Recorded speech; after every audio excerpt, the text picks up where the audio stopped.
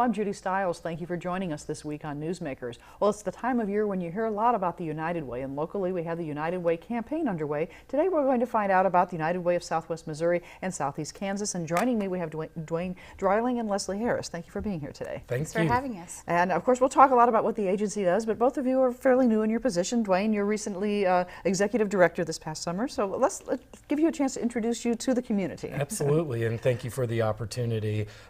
Yes, and on July 1st, I was officially appointed as the Executive Director of United Way of Southwest Missouri and Southeast Kansas, and was thrilled for the opportunity to be back with United Way. I have about 20 years of nonprofit and fundraising experience, and so I'm thrilled to bring that to our local United Way. Most recently, I was the Executive Director of the Mount Carmel Foundation at Via Christi Hospital in Pittsburgh, and was very involved in their Women's Services campaign to complete the new Women's Center, several other drives that we did at the Mount Carmel Foundation. So very proud of the work that I did in the Pittsburgh area at that time.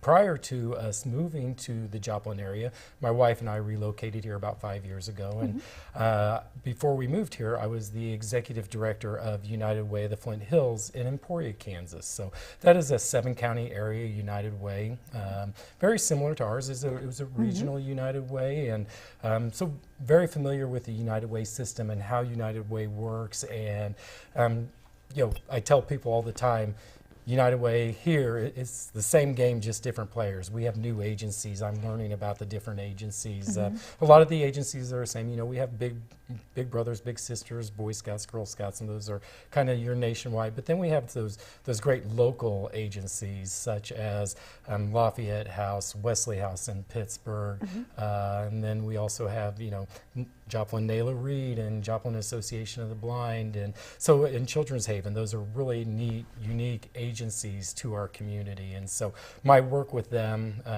is very satisfying.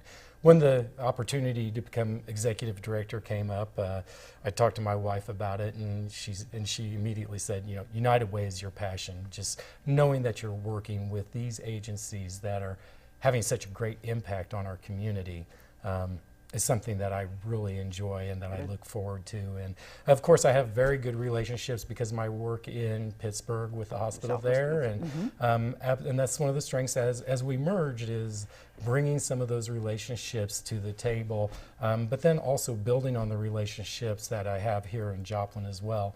I do live in Carl Junction, so it's kind of one of those things, cities, right between the two cities, and you know, I can run up to Pittsburgh if I need to, or I can be right here in Joplin. So it's a great fit for me and for my family. Great. Well, I know you mentioned the Southeast Kansas connection, and Leslie, you also have a background coming in from Southeast Kansas. Yes, I live in Pittsburgh and travel over to Joplin. I've been with the position for about 4 weeks now, so very fresh. I'm the Vice President of Marketing and Communications for the area United Way. And I went to Pitt State. I have an advertising degree and graphics minor, and worked for Names and Numbers for about 4.5 years as a graphic artist. And there is where I got familiar with United Way. I was part of the group that kicked off the campaign and did the extra fun activities for United Planning, Way. the people behind the scenes, Right. right. And so that's where my love for United Way began. And then I moved on to the Southeast Kansas Humane Society, where I was there for a few years as the PR director and business manager, and then took some time off with a daughter who had some complications, and again realized how much of an impact that United Way made, because we were actually able to receive some assistance in our time of need as well. And so this is a great way for me to get back involved into the community and make a difference. Great.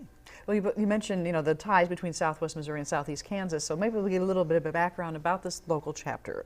We have chapters around the country under the United Way umbrella, so how many counties do we serve, or how big is the local chapter? United Way of Southwest Missouri and Southeast Kansas, and it was 3 years ago that United Way of Crawford County merged with United Way of Southwest Missouri. And you know, this is a great opportunity for the organizations, both organizations, to reduce some of those administrative expenses and really make sure that from a regional perspective, we're able to fund the agencies. reducing those and more money going directly to those agencies. So as I said, 3 years ago, we merged as an organization. And then also last year, we did merge with the United Fund in Baxter Springs. Brought them on board again. They looked at it as, okay, we don't have staff. We're just trying to raise money locally. You guys are the professionals at this, so let's let you take care of that. And so with that, we brought on 3 new agencies in the Cherokee County area, those being Class LTD, Spring River Mental Health, and the Ministerial Alliance that runs the thrift shop and food pantry in Baxter Springs.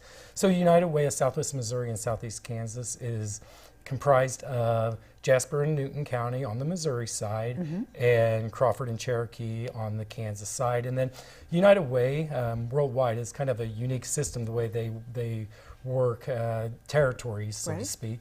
They assign zip codes, so they look at your trade area and where do people go, because it's all about people getting services. Where are people going to go if they're in need of help? And so they look at zip codes, and so we have all the zip codes for those 4 county area, and then we have a few zip codes up towards the Lamar area. Joplin is truly a regional area. Exactly. Joplin and Pittsburgh. People don't stop at the state line for services. They can go back and forth. Absolutely. And I tell people, and why this merger really makes sense, and I was talking to somebody from out of state, somebody that was in town, and we was explaining to them, they go, that's kind of unique being across state lines. And I say, and I told them, and I tell people all the time, that people looking for help don't see a state line. If they need help and they're looking for somebody to help with, a young child or whatever their needs are, right? Need might be at that time, they don't see that state line. They just go where the needs are. And that's what's great about United Way is we can respond to those needs no matter what the situation is. And many of your agencies then also, they're designed to serve across state lines. They do, and in fact they serve a lot, and that's why, again, we look at those stats of where our agencies are providing services, and the part of their application to us, they tell us, and we do see a number of people coming, not just across the state line, Missouri and Kansas, but also some people coming up from Oklahoma. Right. Again, they're looking for help, and that's what United Way and these agencies are there for. And tying everybody together. Yeah. So we have 38 agencies. We have, so again, brought on the 3 new agencies last year, and last year was the first year that we really started moving towards community impact. And what community impact means, and we know that the agencies always did great work with the funds that they were given by the United Way. Their work is so invaluable to the community. But now we ask the agencies to apply for funding for programs within their agencies. So it's no longer just about the Boy Scouts, but maybe their mentoring program. So it's not just here's money, you decide what to do with it. They come up with the program and you fund that program. And we fund that program. And, and the reason for that is it really allows us to go back to the donors and the investors. I call the people that give to United Way the investors, because they are really investing for community change. That's what they give us. They give dollars to us and ask us to go out and make change in the community. And that's what that community impact is all about. And so we ask the agencies to apply for those funds by program. Now we can go back to the donor and investor and say, specifically because of that $50, $100, $500 that you gave to United Way, here are the 60 programs that we're able to fund. So it's not just the 38 agencies, it's 60 programs that are having true impact on our community and the people that live in our community every single day.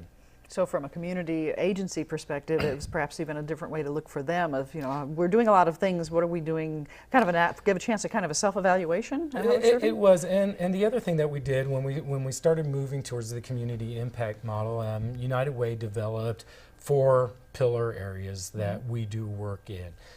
Education, health, economic security, income, and then safety net services. And so when we ask for those funding by program, they have to fit one where of those does it fit into one of those categories? Those 4 pillar areas and those 4 categories. And so it really allows us to say, here's our work under education. Here's what we're doing to ensure every child enters kindergarten ready to learn.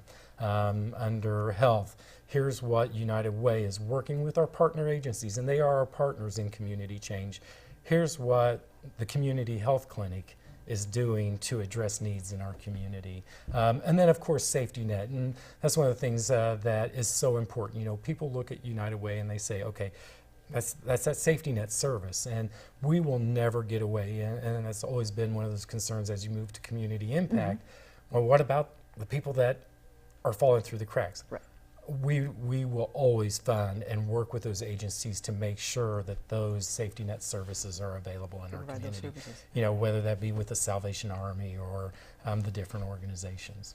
Of course, the campaign is the time, Leslie, a lot of focus on what you're doing, big kickoff, everybody's seeing the United Way, but it's year-round that you're trying to get your message out to the community. Definitely. You know, it's not just about raising money, it's also about letting people know what services that are out there for them. And so we have 211, and we try to promote that year-round to let them know they can call this one number, and it will allow for them to see what's available to them in their time of need. Okay. And so it's a great service. It is nationwide, and it's something that, you know, very easy to remember as well. So instead of 911 for emergencies, it's 211 on your phone, and you'll get someone who will let you know what resources are available. Yeah. So United Way is not just about raising the funds, but we do act as a hub, you know, where we allocate those funds. We kind of, like he said, take the pressure off of the donors and say, okay, we've already done the background. We've gone and talked to these agencies and looked and made sure that they are an official 501c3 and, you know, up to par on their paperwork and everything. It's almost like a grant where we, you know, ask them for their impact back. So, but then we also advocate, and we also have volunteers. And so we have our Day of Action every year. It's June 21st, and we have lots of different projects and get volunteers on board and just go out and make a huge impact into the community. But we also will be working with our agencies to see what their needs are volunteer-wise, and having it where people can come to us and say, okay, I'm willing to help. How can I go about doing that? And so that's one of the new projects that I'll be working on to update to make sure that people know, like, for instance, Wesley House is getting ready to have Horn of Plenty.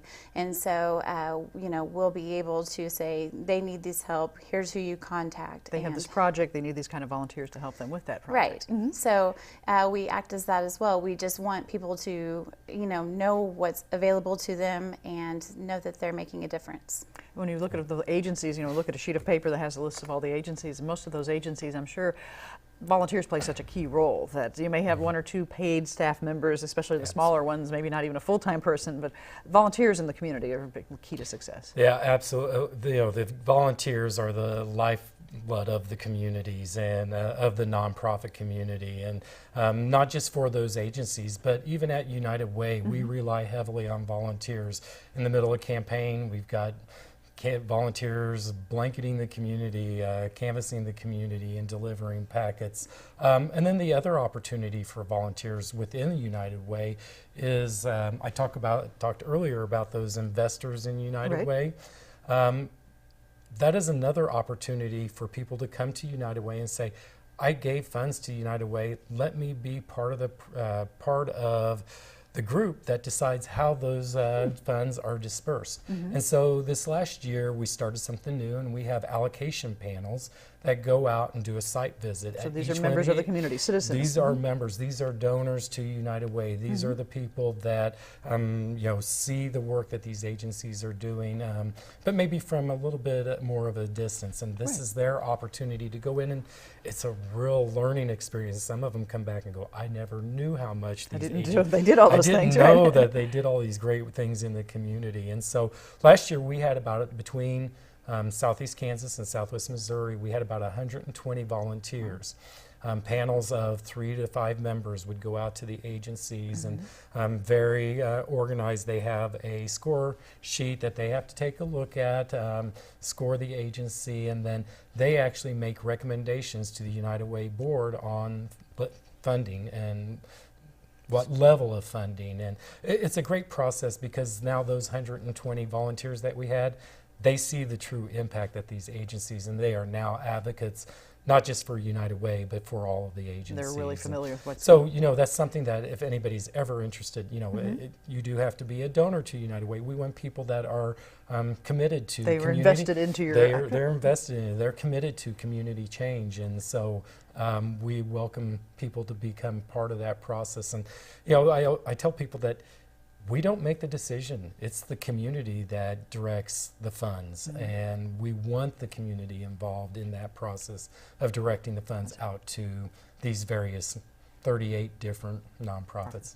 Now you mentioned a board, so you have a board for the United Way, just like the nonprofits have boards to help Yes. them with operations. We do. We have a 15-member board of directors, and it is comprised of board members both from Southwest Missouri and Southeast Kansas, and they are a very committed group of people. In fact, we just came from a board meeting, and very engaged, and they believe in the mission. And as we move to community impact, that's something that, as a board, they say, if United Way is going to be successful in the community needs to see change and wants the United Way to be that change agent in the community.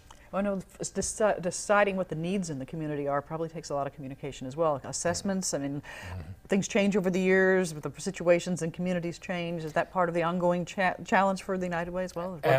You're right. The changes in the community, and maybe what was something that was really important 10 years ago, maybe now not that we've solved the problem, but maybe the focus has shifted to another area. And as we go down the road, again, I've just been in the position a few months, but one of the things that I would really like to see us do is a comprehensive community needs assessment, where we as a United Way pull together all the different agencies and the work that they're doing. What are the critical issues facing their agency and facing our community? And then as a United Way, look at those critical issues and say, okay, as a United Way, what do we think we can make a change in? Or how your can own we strategic add planning. Our own Right. strategic planning, and that will allow us to maybe direct those funding a little bit. It also, and we've started that process a little bit in a smaller scale, but it also allows us to take a look at initiatives with United Way. We talked about the 38 programs, 38 agencies and 60 programs, and that is the bulk of what United Way does. Is we work with all those 60 programs, and but in addition to that, we also have 2 initiatives at United Way. The first one is Success by 6, and this has been a long. It's been in existence for quite a while. Been in existence for many, many years in the Joplin area, and actually through United Way worldwide. It's been a strong initiative. And so basically Success by 6, as I said earlier, is ensuring that children are entering kindergarten ready to learn. So tying into that education goal. Tying into the education. So whether it be work with the daycare centers, making sure that they have appropriate educational materials and have educational programming for them as providers. This last year, kind of a new project which has taken on a life of its own, is a little blue bookshelf. And these are blue bookshelves that are placed around the community where children, I don't want to say children in need, but maybe children in distress, and many times those are the same children that maybe wouldn't even have a book or very many books at home. And so these bookshelves are placed in places such as Lafayette House. Where they might be having services provided to the children. Right. Or And emergency ER. rooms at the hospital, different places like that. And they're free books. We encourage the child to take that book, take it home, read it, and it's their book. Now some will bring back a book and maybe replace it, and they'll do that, but it's theirs to keep. It's a gift for them to help them out. Yeah, and it's been a great program. We have 24 located in Southwest Missouri, and we just placed 5 in Pittsburgh, and so we've expanded the Little Blue Bookshelf to Southeast Kansas. And so that's a really exciting program for Success by 6. And then the final thing with Success by 6, we also administer the Dolly Parton Imagination Library, where children birth to 6 once they're signed up, they will receive a age-appropriate book each month of their life. And this is something that we've received some funding for. Up till they're in school, they have those books coming to them. They get their books, and it's the whole program is very well thought out. The address, the book is mailed with the address on the book, so that the children starts to, at an early age, learn how to spell their name. Right. What their address is, what city do they live in, how to spell the city. And so the label itself is as much education because, as you know, when children go to school, they're expected to know their address, location, where they live, and how to spell their name. And so it's a great program. We're currently offering that in Pittsburgh and Joplin. We'll be expanding to Carl Junction, Webb City area as well. Right, I imagine children are excited when they get something in the mail too. That's for me. And that's one of the things you were asking, like year-round. Right. This is an ongoing thing, and there's several ways for us to expand those projects. There's opportunities where if someone wants to sponsor one of the little blue bookshelves, it's $200, and then we work to find a place where he said, a child's in a stressful situation, location, right? And then also, it's books that we need on a constant basis. And so we prefer birth to third grade level books and in good condition, or they can be brand new. And we put a sticker in them so that they're aware where they came from, and talks about like them keeping them in the... So people could donate books to help out. Do you need volunteers to help take the books and Of check course. locations? Always. I mean, you mentioned volunteering help, so somebody's got to go to the locations and restock. Yes, we depend on that for sure, and doing book drives would be amazing. And then the little the Dolly Parton Imagination Library, it's only $35 and you can sponsor a child. And so that's another way. We've had people who sponsor several children or organizations that take that on and raise money for for several children to have that opportunity. And they're just amazing things that are ongoing that people can get involved with, and everyone loves to read, I think. You have a lot of things going on, and I know you have a website, and while we're talking, we can kind of show that because people are catching information as we're talking, but a lot of things they can find through your website. Yep. Definitely. It talks about how you can give, how you can volunteer, and how you can help us advocate the different agencies and their efforts. So please go on there. We're working on updating it, and there is a way to donate on there. We're in the midst of our campaign, and so we would love for you to give at this moment if you can to help our funds for next year. And we also have our Facebook page, and we definitely try to update that at least a few times a week with some pictures of things that we've got going on. And then we just started an Instagram account as well, so we'll be taking photos of us out in the community and the things that people are doing. So they're great ways to follow us and see visually what we're trying to accomplish. So social media playing so much of a bigger role today in trying to get the word out there. And so I talked about the initiatives, and I just real quick, and I know we got limited time, but I wanted to talk about the Circles program. That's a newer one as well. That is one of our new initiatives, and that is basically a Bridges Out of Poverty initiative.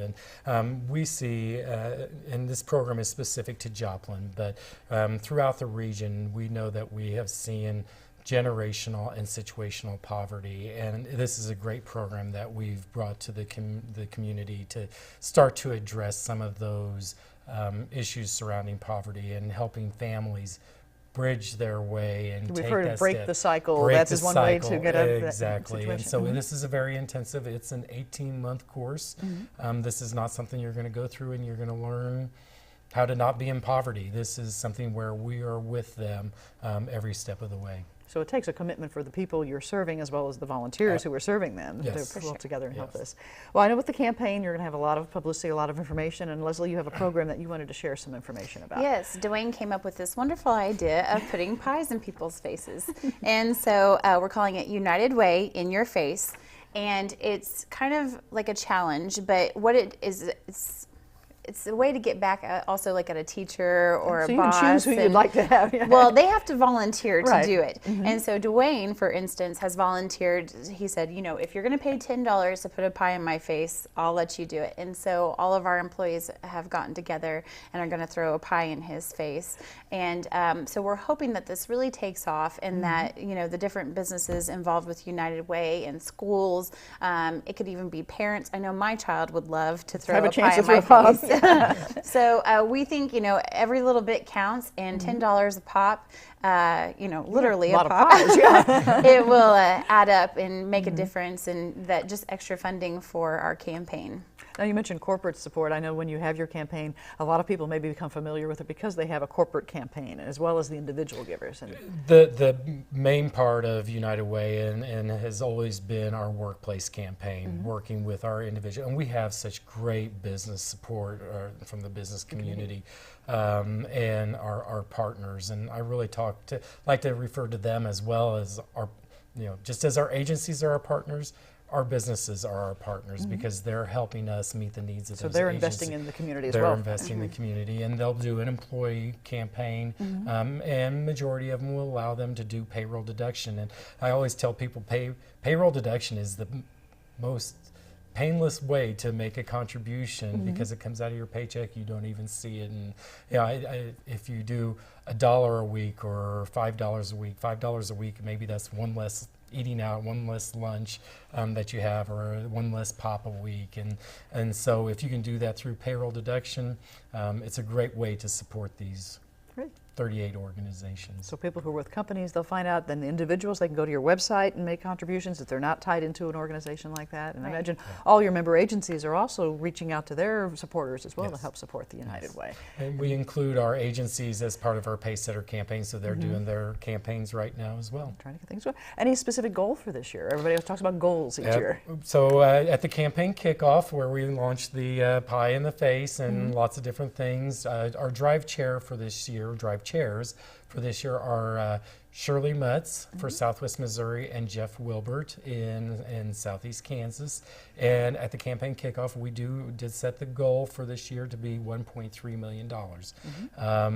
We know that's a little bit of a stretch. Last year we were about 1.25, and so this is a little bit step up, right? But it's a step up, and I think that's why we chose the theme of Our Future Is Now, because we really see now as the opportunity to fully fund these agencies and get these agencies funded at levels that are sustainable for them. And so we set the goal at $1.3 million. And we also recognize that every community has their own.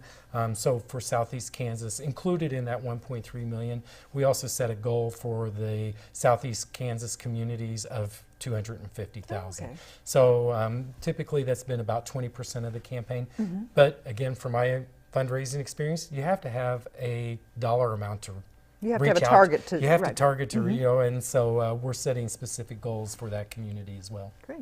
Well, people would like further information. We've talked about the website, and you have offices here in Joplin as well as in Pittsburgh. Yes. So, they can gather more information, and I'm sure we'll be hearing a lot more on the media as well as we go along. Well, I'd like to thank both of you for visiting today and providing some information for our audience. Yes, thanks for having us. You're welcome. Thanks. And I'd like to thank you, the viewers, for joining us this week on Newsmakers. I'm Judy Stiles. Hope you can join me again next week at the same time on this station. We'll see you then.